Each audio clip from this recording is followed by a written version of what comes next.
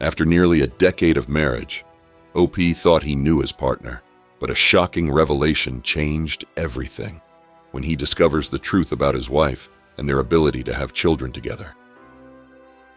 To find out how this story ends, get yourself a coffee and grab a bowl of popcorn so we can get into it. I've been married to my wife Ella for nearly a decade, and I married her because I loved and wanted a family with her.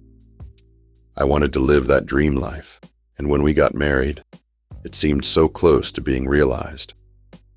Our parents were friends. We were high school sweethearts. We went to college together, and our friend groups were the same. Honestly, it seemed too good to be true. 2 years into marriage, we decided to try for a baby.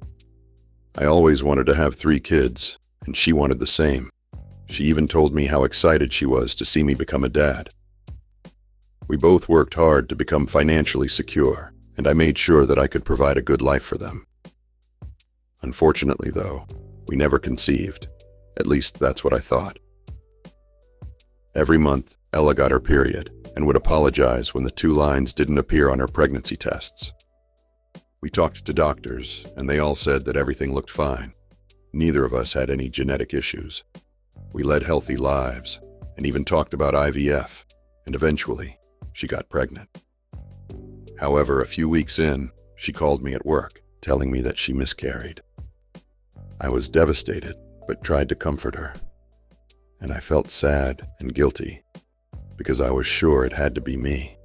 I mean, Ella was perfect in every way.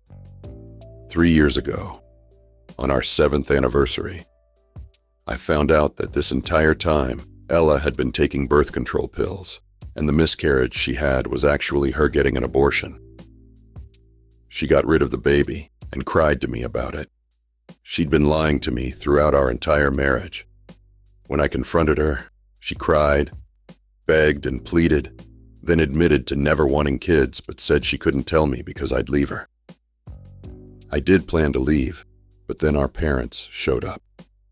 They were upset and begged me not to end the marriage, going on to say that their families had joined because of us, and it'd be horrible that if after everything we've been through, we broke up. Her friends called me a misogynist for forcing a baby onto her, and my friends were trying to help us both. They talked with us, gave us advice, and suggested therapy, but I never had one person tell me I was right to want to leave, and it doesn't help that she said she'd die if I left her. I was so emotionally drained that I gave up, and without any support, I couldn't pursue a divorce, so we were just living in limbo. I didn't talk or spend that much time in the house, and I stopped attending family events, even though Ella begged me to go with her. I didn't do therapy, and I couldn't tolerate her presence anymore. I used to love it when she made me breakfast, when she wrote me little notes during the day, and I loved sleeping with her. But now, I felt like I was dying every moment I was in the house with her.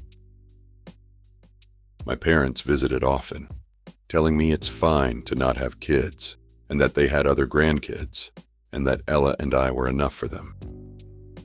It bothered me how they all acted like Ella and I couldn't have kids, because we could.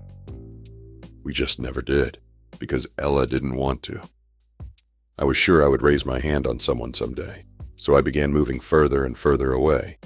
And last year, I went on a business meeting out of state, which led to me meeting a lady called Anna.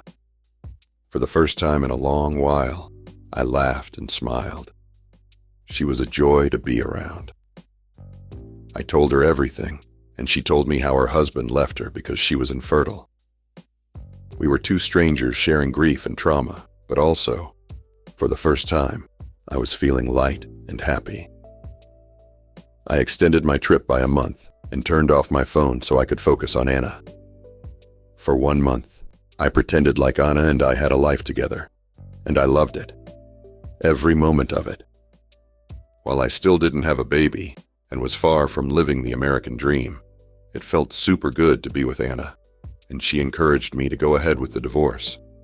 She was the only one who told me it was okay to want to leave and not work through it. When I got back, Ella was still home, and she smiled and came over to kiss me. I immediately told her that I was filing for divorce, and for some reason, she was shocked and fell back in her chair and started crying. She kept saying that she didn't understand. I didn't want to touch her, and she started having a panic attack, so I called 911. Our parents came to the hospital, and they were angry with me, asking how I could do this after so many years. I'm still confused. I don't understand why they're all so shocked, and why they think I care for any of them.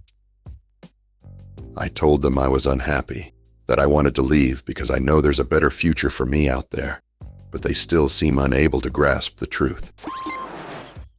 OP should have made a swift exit from this marriage as soon as possible.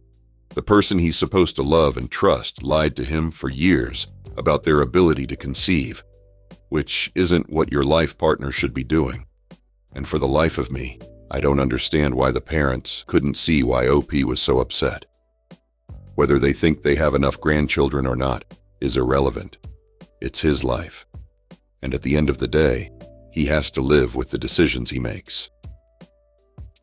You should never make decisions about your life for the benefit of others, because at the end of the day, they will not have to live with the consequences of those decisions. Hopefully, OP can move on with his life and find someone he can build a future with. You should be able to trust your partner with your life, which doesn't seem to be the case for many of these Redditors, which is a shame. Anyway, I hope you enjoyed today's video on coffee and popcorn, and I can't wait to see you on the next one.